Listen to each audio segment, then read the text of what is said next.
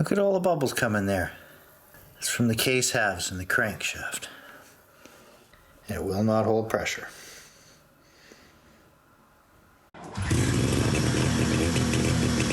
Hey, welcome. I'm going to put a small series together here called, we'll just call it the 91 Super Jag project. And really what we're going to do is we're going to be looking as I try to attempt to restore 1991 Arctic Cat Super Jag.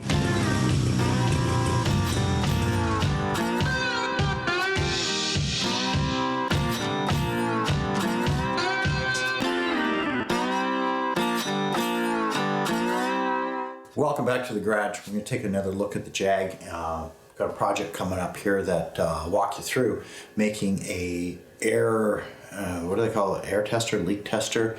Essentially I think I got a vacuum leak, an air leak in the engine. So I'm making a tester so that I can pressurize the engine and see whether it holds pressure. And I'm following the instructions in the service manual, and we'll take a look at that. So we'll go through some of those items that we have there. But just a bit of a recap. The 2023 riding season for the Jag is done. We got out a few times with it, a couple of rides out to Birds Hill, which is just a local park. It's a nice trail through there. It's fairly close. You can probably go out there, do a couple of rides. It's an easy couple-hour drive, including the time that you're out there. So I don't have to trailer too far. I don't have to go too far. It's fairly convenient. And my daughter and I went out. She rode the Polaris, and I rode the Jag just to see how it is. And that's where I started having some clutching issues. And you know, we obviously worked on the clutches a bit. I increased the belt deflection, changed the belt, put a newer belt on, put the old belt in the back here. And that's where we had a little bit of an accident where we were coming along and some riders, the trail turns, and we were going to keep going straight along the road, kind of ditch banging our way back to where we parked, where we started from, and a few people came over the trail, and I stopped suddenly. My daughter couldn't stop quick enough. She came into me, and you know, I can show you a little bit of the damage there. Bent the tunnel, had to bang back some of the supports in there, made some temporary things to get through.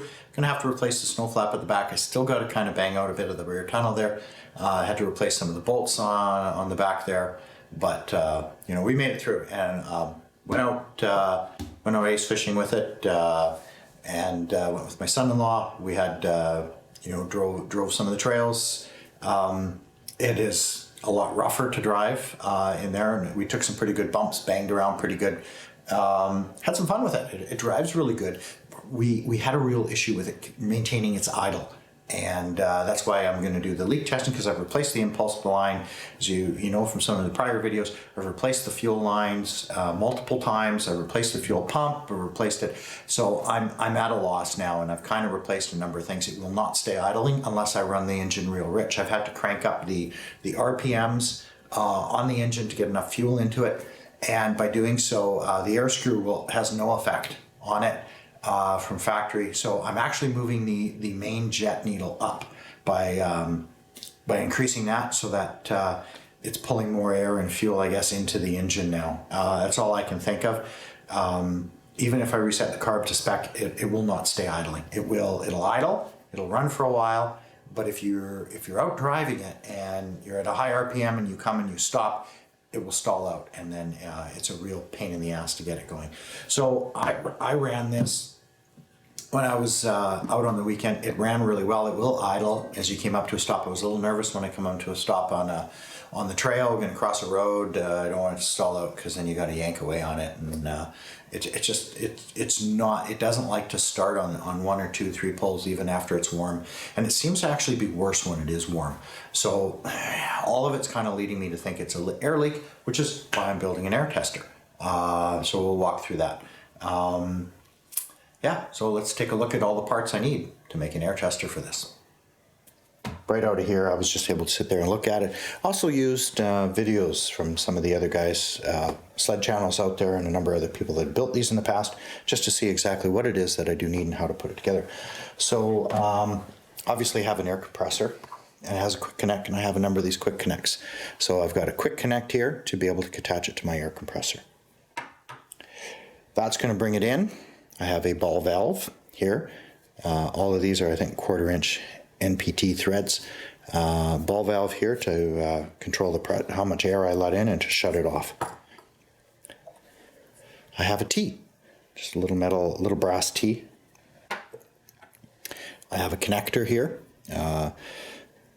just a threaded connector so that I can go between one to the other quite easily. Canadian Tire here in Canada, 30 PSI gauge. I think this was about $7. It's actually for pools. It's for pools and spas, and that's where you find it there. But I only need to go to 12 PSI, and I'm not supposed to go to more than 15 PSI, and I'm supposed to watch for a 1 PSI drop over a period of time. Anything with a scale higher than 30, I'm not going to be able to see that drop. So that'll go on here. I have a hose barb. I have a hose. I have another barb that has an end on it. So the intention is, it says you can make something by taking a spark plug, cutting it open, drilling it out, and so that's what I'm going to, and then brazing a rod in here. So somehow, and one of the guys at work probably can be able to help this, I'm going to try to remove the guts through here so that this barb can be put onto here to attach onto that. So today, that's what I'm going to be working on, is cutting this off and cleaning it out so that I have a passageway for something, either a rod to go in there and then this on the end of the rod, or somehow get that in there. That's my challenge today, and I'll see how far I get. So, well, it was kind of neat to actually go through the process of cutting apart a spark plug and knocking out the center porcelain. You know, the whole process didn't work. We took it in to someone to have them braze it. He said to me when I brought it in, he says, you know, I haven't brazed in years, no idea how it's going to turn out. It didn't turn out. It didn't end up, it wasn't a success in trying to braze the top between the brass and the metal of the spark plug. So if I was to do this again, I think I would just use some JB Weld or an epoxy around the top, and in a second here I'll show you kind of how the hose barb fit in here. Here we go. Look at that. Ha! I like that. Yeah, like I said, it was interesting and it was pretty cool, but it was a lot of extra work that I took that I didn't really need to do. And at the end of the day, again, use some epoxy. If you put a bead of epoxy around there and put it in here, I think that'll do it. You only got to hold 12 PSI, so I'm pretty sure some JB Weld would do quite fine for this.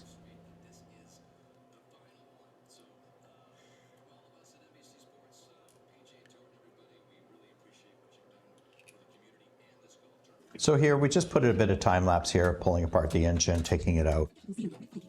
Being able to do the leak test, I need to get the exhaust Y off. I needed to be able to get the carb boots off. So in order to get the exhaust manifold off, I had to pull the muffler. You have to take the Y pipe off. You have to, it's a whole bunch of fiddling around to be able to get to the ports and see what we're working with here. All right, let's take a look at this here. I'll bring you down here and take a little look. This makes it easier for me to see with the camera here. I get some light.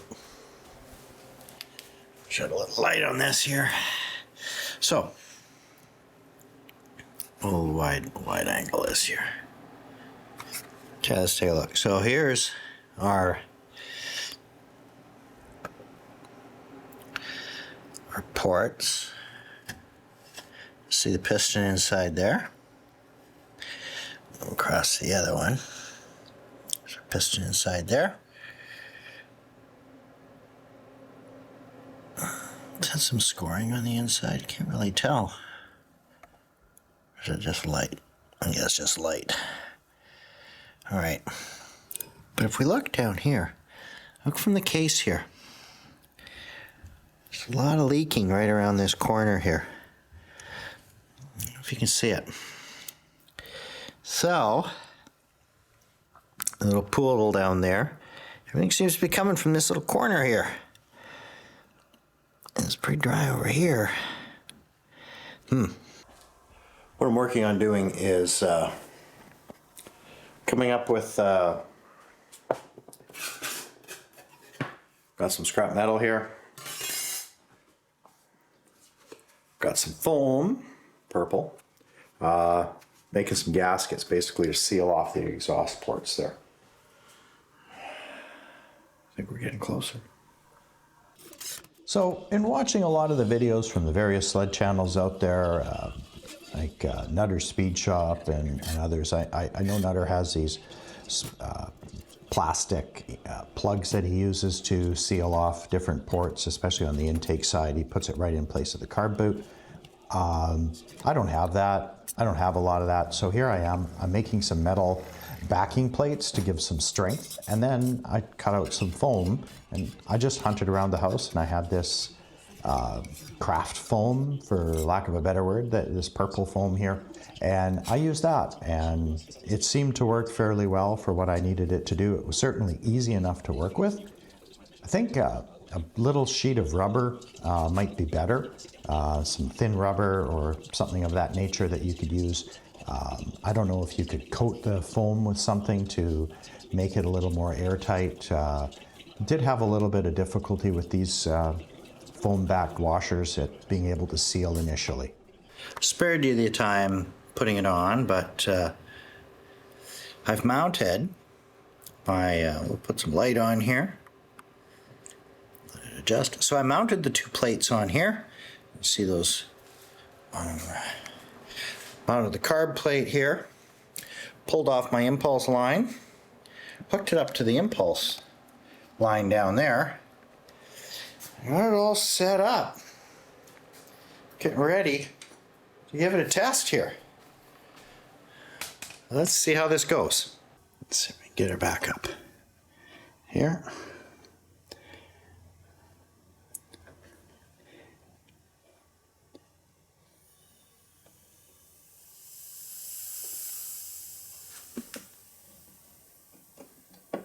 I can hear it coming out of there.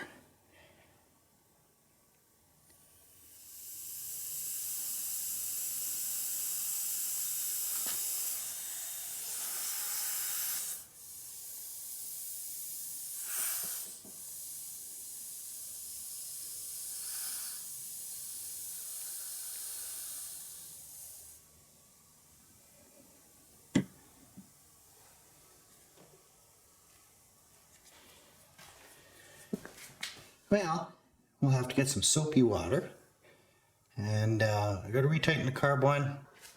A little bit of a curve to this here, so I'm going to have to put something across to make sure that that seals, because that's not sealing up very well. And there's some hissing on the other side there that I can hear, but it definitely won't hold 12 psi. So I've done a little bit more to this. I put both the carb boot on, and I put the Y manifold, the Y pipe on the exhaust manifold. Tightened them both up because I think it was leaking a little bit around those seals. So they've been tightened up. We'll repressurize this back up to 12 psi and let's see if it holds air.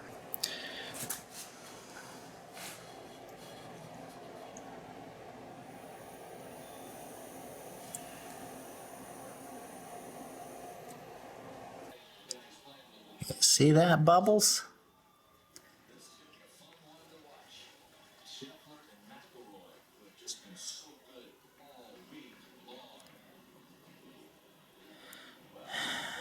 There's my air leak.